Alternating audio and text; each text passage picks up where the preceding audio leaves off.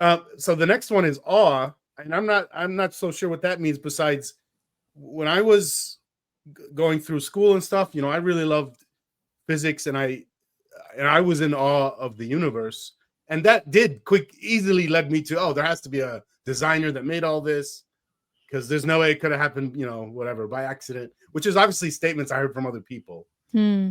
that that I wasn't thinking too critically about, but.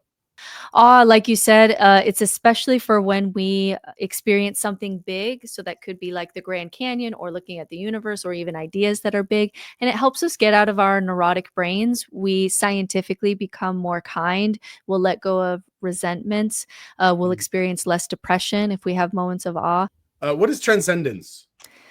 And transcendence is more just there are states of consciousness that you suffer in more or less. So if you are just laser focused on every comment you get on Instagram and you're just self-obsessed about how you appear to people and how you're does that person like me or not, or does that video look okay? Like it's so self-obsessive. It's such suffering.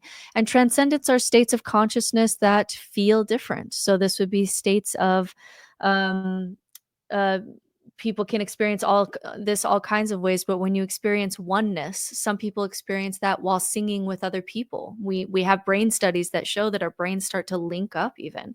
Yeah.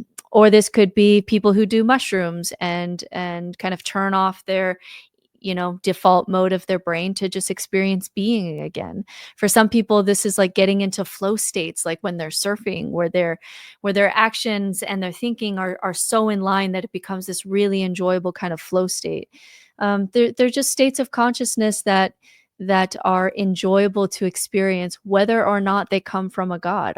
I'm not for sure know that there's no god, but these things work with or without you putting the name God around it. These are states of consciousness that anyone can experience. But we've called this God in the past. Yeah.